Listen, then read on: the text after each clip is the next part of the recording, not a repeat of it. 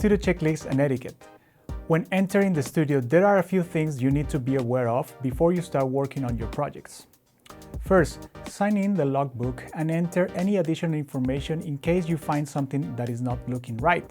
For example, a piece of equipment is broken or not working, or the studio is dirty, or there is food around. So remember, eating, drinking, and smoking is never allowed in the studio. So if you find something, please do let us know. By default, all sources should be turned off. Also, the mixer should be normalized. So if you find anything on the mixer not in the right place, please take note of the following steps to zero the board. All faders must be down. All gain knobs should be set to 0.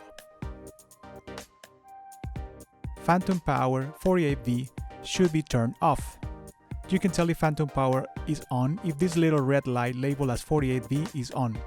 To turn it off, locate the phantom power switch in the back of the upper right corner of the mixer. This button is next to the power button, which means that there should be extra precaution of not turning off the mixer instead of the phantom power. Remember, phantom power should be off whenever a mic cable is connected or disconnected. Also, once you switch off the phantom power, the voltage that is feeding the mic takes around 10 seconds to be completely shut down. So be patient and then you will be able to disconnect your mic. All EQs should be set to unity gain or 12 o'clock. All auxiliary knobs should be set to 0. Panning knobs should be in the center except on channels 1 and 2, which run sound from the computer. So by default, it is okay to leave these as channel 1 hard panning to the left and channel 2 hard panning to the right.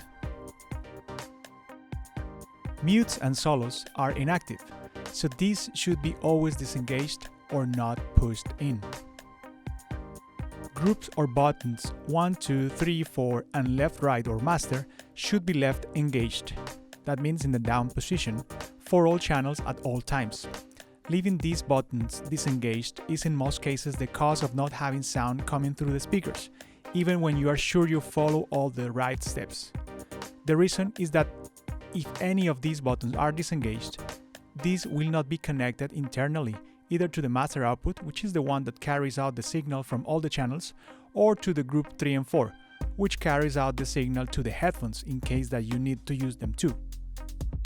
Also, group 1 and 2 at the moment is inactive, but to avoid the confusion, just leave it engaged too. In the master section located on the right side of the mixer, all knobs and faders should be down, especially DCR, which stands for control room. This knob is basically the volume of your speakers, so this one especially should be left down before and after using the mixer. This will prevent any accidents that may result in blowing up the speakers. Remember, it is very important to make sure that the mixer is normalized before and after the use of any equipment, as this first prevents blowing up the speakers, and second, it guarantees that the next person coming to the studio will not struggle with not having sound coming out of the speakers or any other similar situation. Finally, when leaving the studio, do not forget to: first, normalize or zero the mixing board. Second, leave mixer and monitors on. Also, put the computer to sleep and switch off the sources that you use, like the drum machine or the keyboard. Third, disconnect any equipment connected to the patch bay, microphones, etc.